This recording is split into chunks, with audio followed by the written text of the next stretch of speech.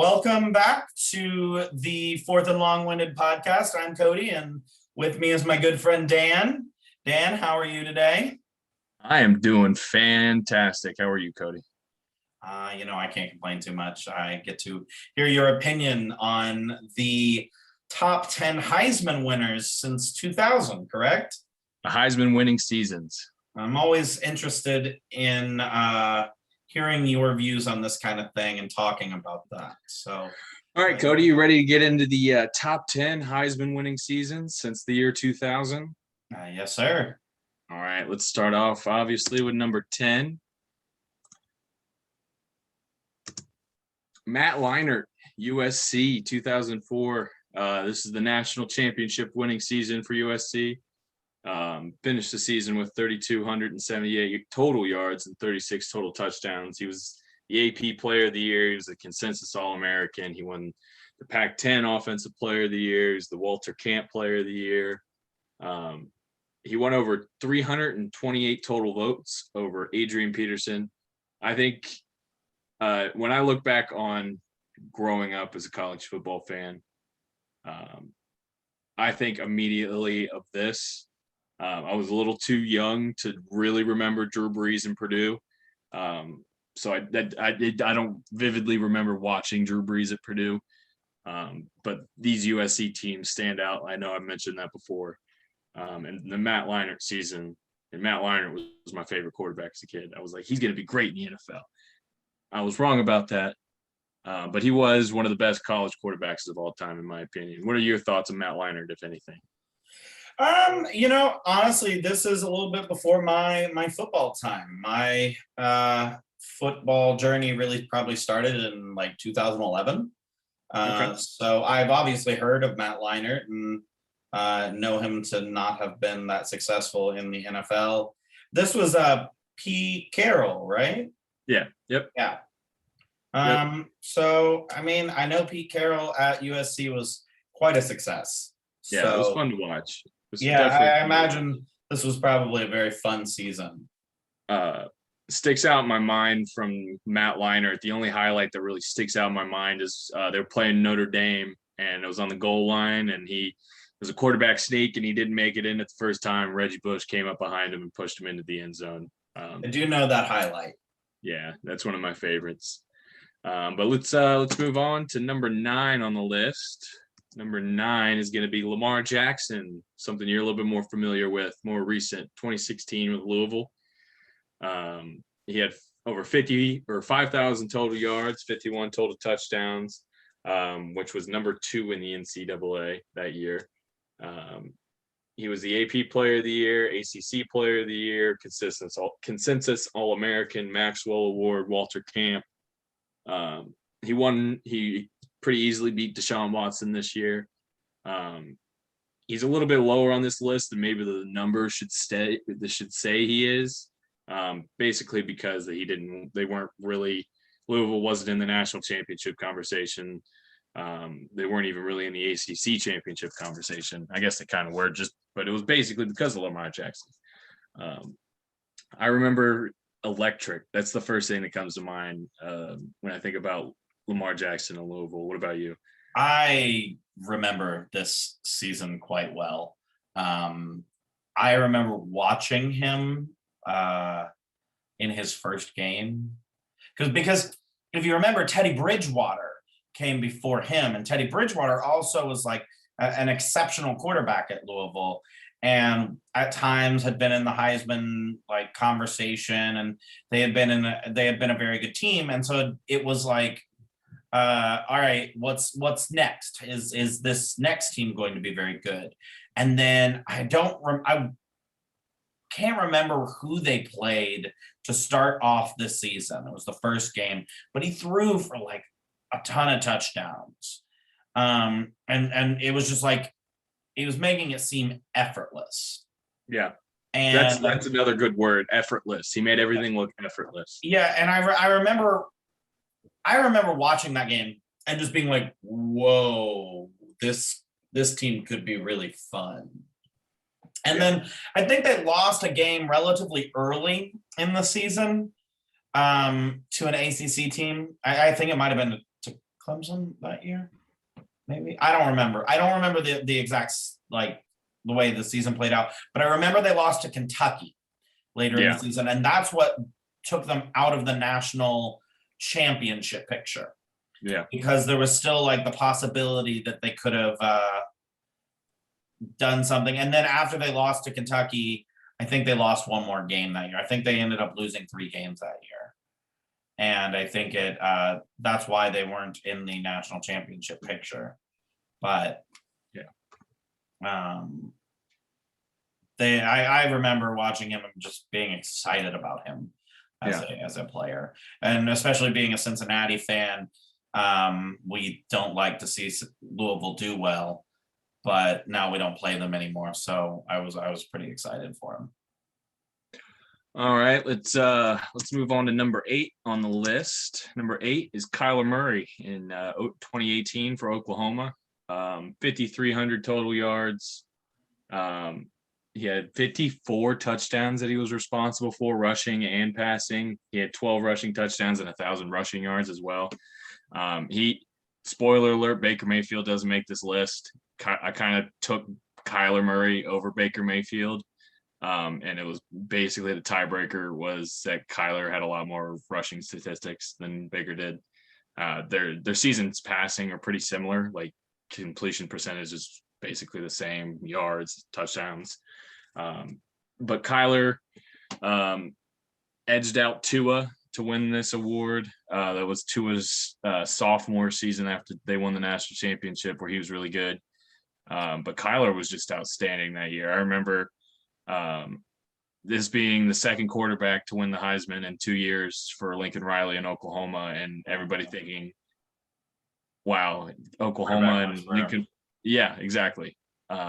Maybe, I don't know. Well, I guess we'll see with Spencer Rattler coming up this year, because it was kind of an ass season for Oklahoma this past year, but maybe Spencer Rattler can turn it around this year and maybe get in that Heisman conversation.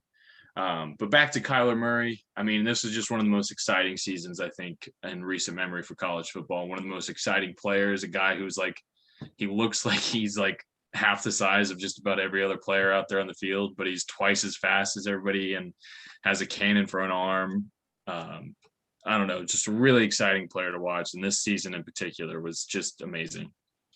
Yeah, this season was so much fun to watch. And I think being like shorter, people don't realize that short people, because they have more time with their feet on the ground, they can pivot a lot better than the taller players. Like, people don't think about that, but just having those long legs actually can be a disadvantage to being able to pivot. You can run straight lines fast, but can you agility? Yeah. And so I think that really helped him. I remember his NFL like scouting combine, they were talking about how he was undersized, too short or whatever. And I still think he's going to be a really good NFL quarterback. I know this isn't an NFL show, but yeah, Arizona Cardinals are my dark horse Super Bowl pick for this coming season. Ooh. That might shock some people, but I really like what they've done this offseason. They've made some real moves. I still think they're dope, but I don't know. They're going to be scary to play. That on offense, I think if Kyler takes another step, which I think he will. I mean, they got weapons all over the place. They signed AJ Green. I really like that move for AJ Green. I think AJ Green still got some gas left in the tank. I just don't like the coaching staff at Arizona. Understandable. I have my questions about Cliff Kingsbury, but especially like into games, I don't completely trust him. But we'll definitely see that as the season goes on. All right, the next one. Let's check out number 7 on the list. It's going to be RG3 from Baylor back in 2011. He had almost 5,000 total yards, 47 total touchdowns responsible for.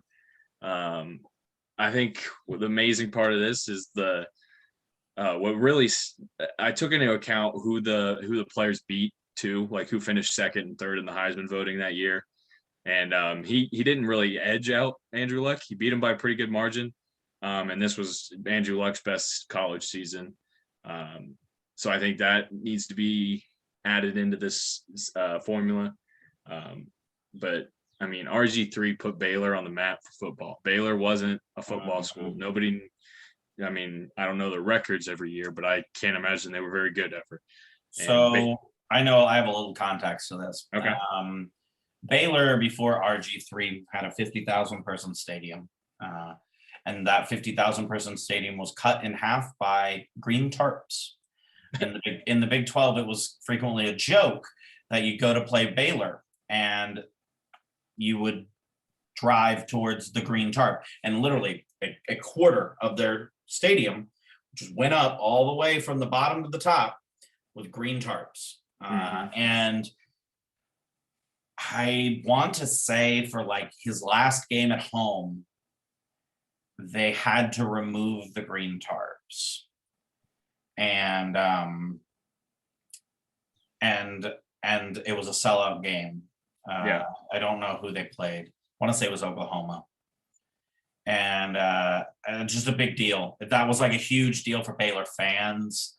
That the green tarps are no longer going to be like the joke, and they never put them back on. And Baylor stayed consistently good after this, up until the sexual assault scandal, but even then they're still pretty darn good. I think that there's a chance that in the future we'll continue through Baylor, and then on top of him, them removing the tarps, they also started a new stadium fund like while he was there and built the new stadium. So like RG3, the difference that he made at Baylor, it speaks to why he won the Heisman, because it just truthfully is, he's one of those players that, man, the impact. And I think that's what, for me, that's what separates a Heisman player from a player of the year or the best player of the year or whatever, is they make an impact on a team. I think that you need to be nationally relevant and win a lot of games, but a lot of people say that they should win a national championship to get a Heisman, and I just don't think that's true. No. I think a Heisman player is essentially the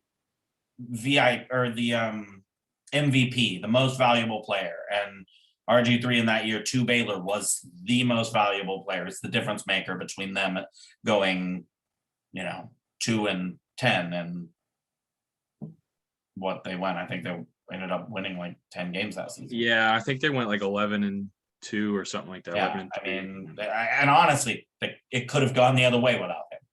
Yeah, 100%. All right, let's move on to number 6 on the list. Devonta Smith, Alabama 2020. I think this is probably the greatest wide receiver season we've ever seen from a college football player. I mean, he played 13 games, so I mean, nowadays it's a little bit easier to stack up the stats and break records because teams like Alabama and Clemson are playing 15 games a year now with the playoff.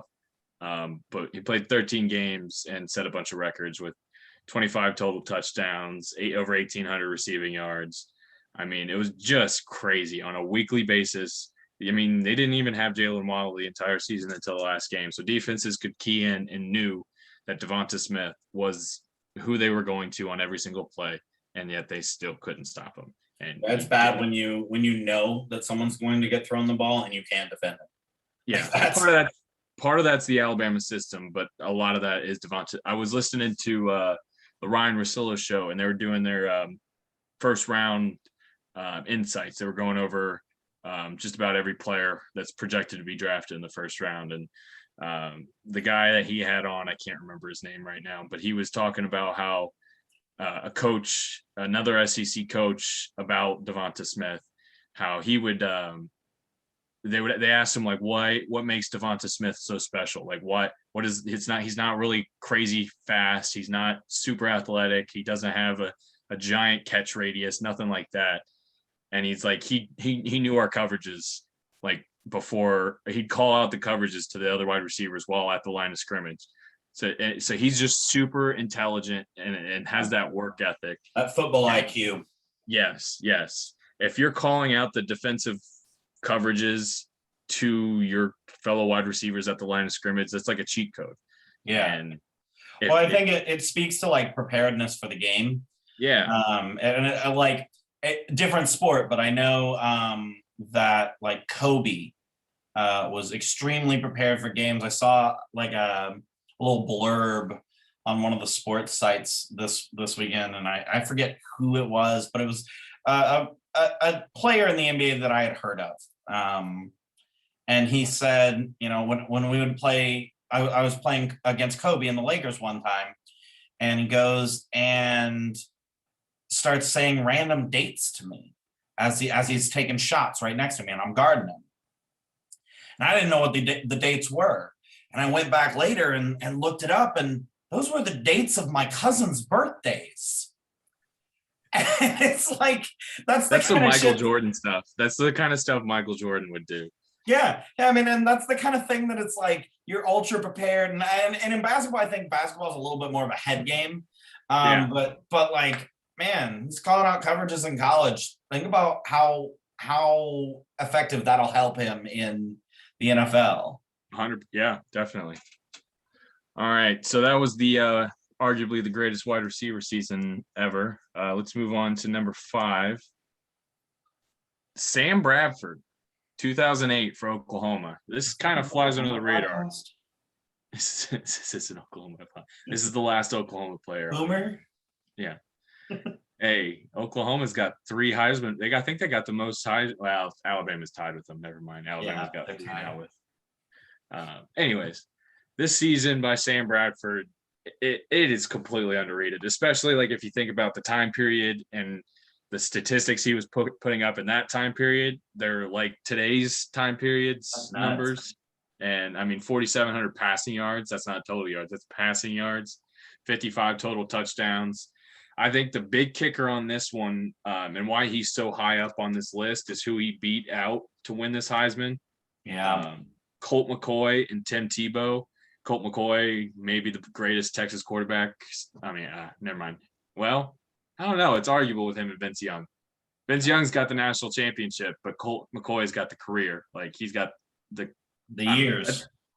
That's a whole nother argument I didn't think about until just now. But Colt McCoy and Tim Tebow, who had won the Heisman the year before and had another great season, but he beat both of them out. Won Player of the Year, consensus All-American. Two legendary college football players, like 2 of the best quarterbacks in college football history. Yes. That's an impressive resume.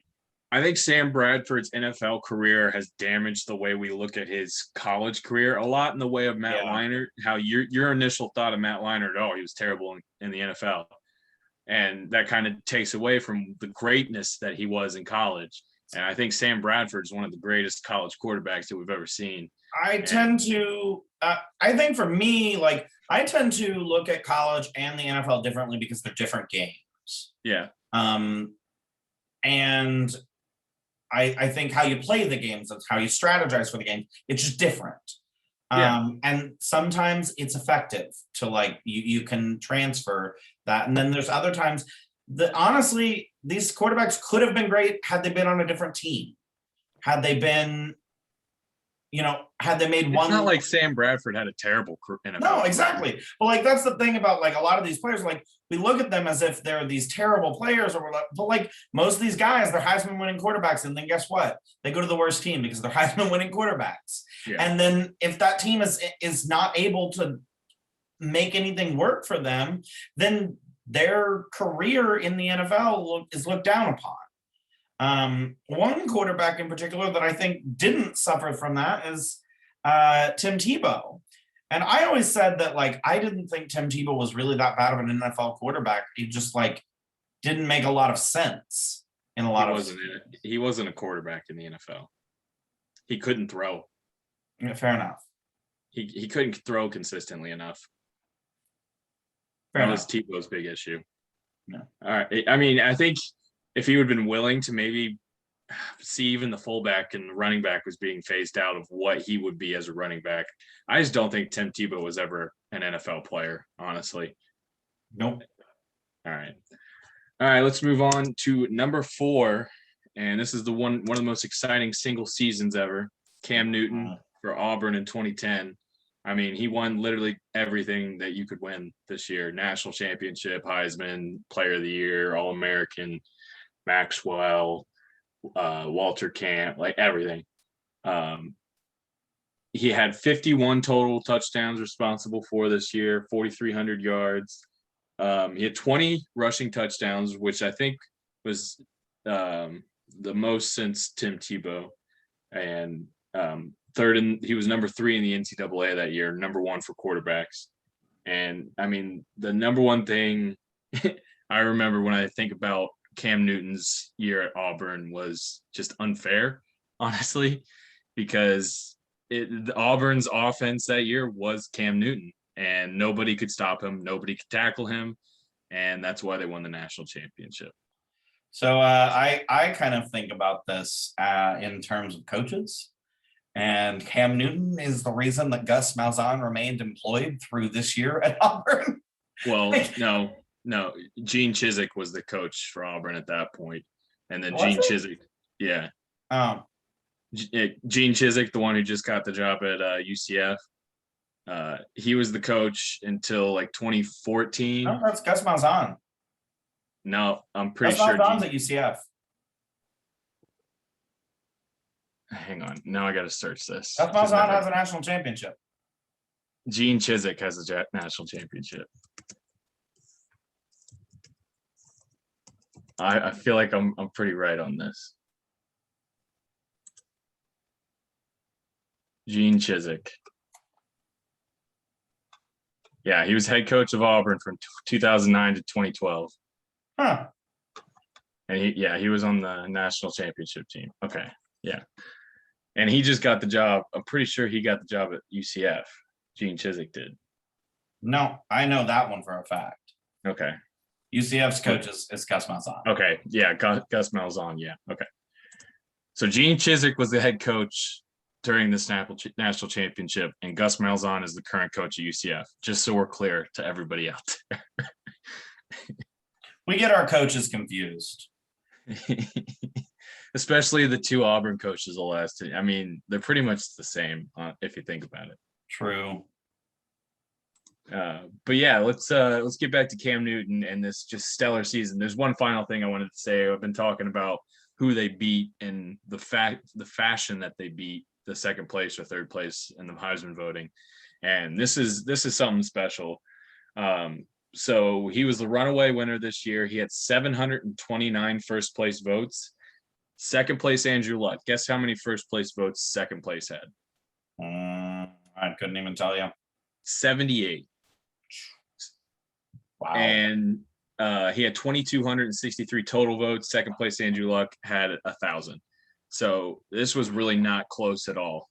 Cam Newton was basically almost as close as you could get to a consensus Heisman winner. But definitely one of the greatest single seasons of all time. Let's move on to number 3 on the list.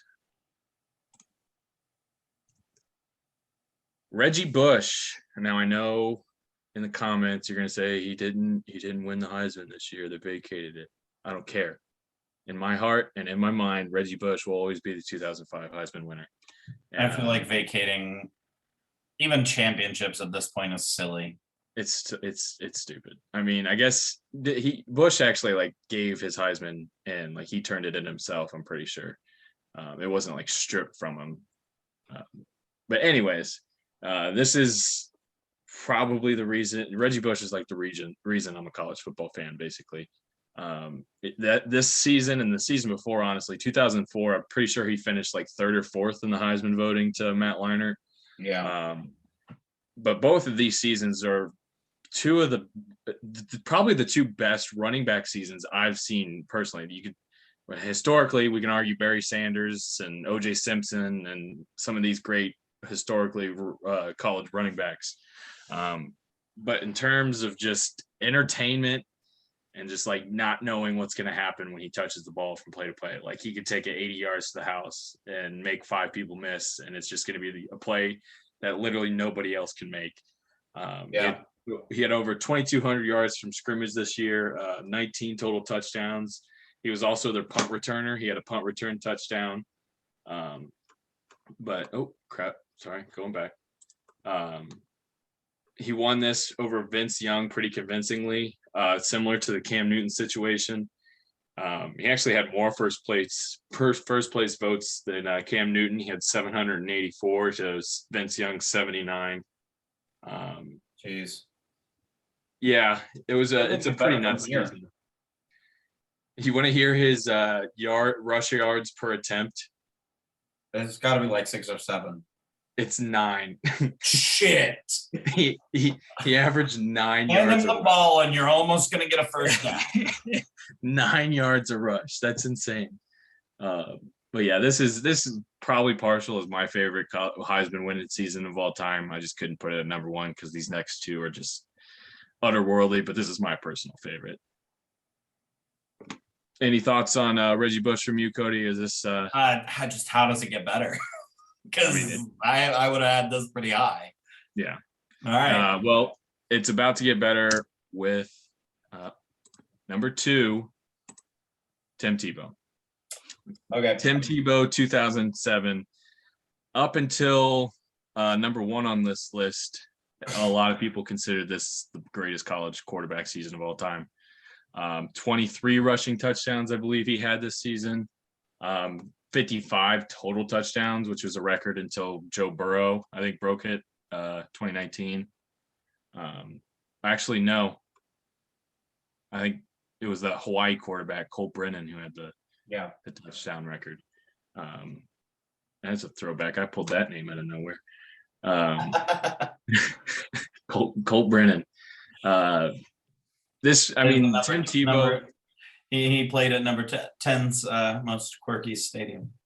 Oh, yeah. Reference to one of our previous videos. Nice callback. I like it. I think looking back on this season, I think what made it great was just everything surrounding Tim Tebow more than the actual on the field product. He was great. He was obviously a great player. And he had the jump pass at the goal line, and he had the tough, I'm going to run through your face and I'm going to get up and cheer and all that stuff. But I mean, Tebow mania was a thing. Like, Tebow was, if you turned on ESPN, if you turned on ESPN during college football season, there's like a 9 out of 10 chance they were talking about Tim Tebow. Tim Tebow was college football there for a couple of years. Yeah, he was the only thing talked about, and I mean, everybody thought he was going to win 2 in a row. I mean, going into we talked about it already, the Sam Bradford year. Everybody kind of thought that he was going to win it that year and become the first back-to-back winner. And since who's the Ohio State running back that won it twice? I can't remember. Oh well, Ohio State fan, dude, man. Oh well. And but yeah, this season has got to be one of the greatest of all time. I had it at number 1, honestly, at first, but that's basically because everybody and all the research I did said that this was the number 1 season or Heisman winning season, and a lot of people consider it of all time. But I just could not put what our number 1 team or number 1. Well, hold on, I have something to say about Tim Tebow. Okay, go ahead. I watched his final game at Florida. It was against the University of Cincinnati in the Sugar Bowl in 2009. Okay. I've never hated a player more than I did that day. I imagine. It was just straight embarrassing. Like, did nothing but embarrass UC. I think part of that was, Brian Kelly having left and them having a ramshackle coaching staff. But I also think that, there was no stopping that Florida team in that game. No, there wasn't. No. So not over those 3 years. No. That's all I have to say. I don't like Tim Tebow because he beat my team. I don't like Tim Tebow just because everybody likes Tim Tebow. I'm a contrarian. All right, number 1. Can you guess? It's Joe Burrow. LSU 2019. I mean, I looked at the statistics after I put Burrow at number 2 and Tebow at number 1, and I just couldn't, in good conscience, put Burrow at number 2 with the statistics that he put up this season. Granted, he did play 15 games compared to normal back then. They played 12 or 13, but it's just ridiculous. 6,000 total yards, 65 total touchdowns, 9.4 total yards per play. That was basically a first down every single play.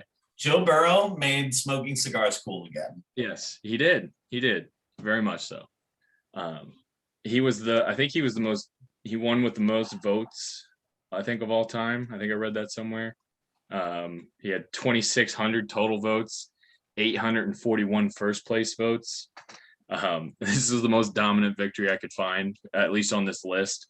And then his Heisman speech just like moved everyone to tears. Like, yeah.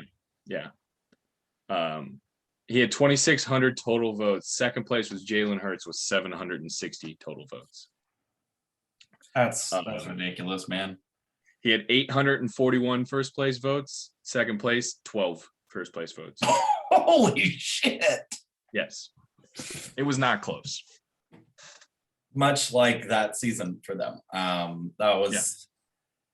I watched this season from the very beginning. Actually, I started following Joe Burrow officially after the Texas A&M LSU 7 overtime matchup in 2018. Because I watched that game and I want to say it was on a weeknight, like a random weeknight game.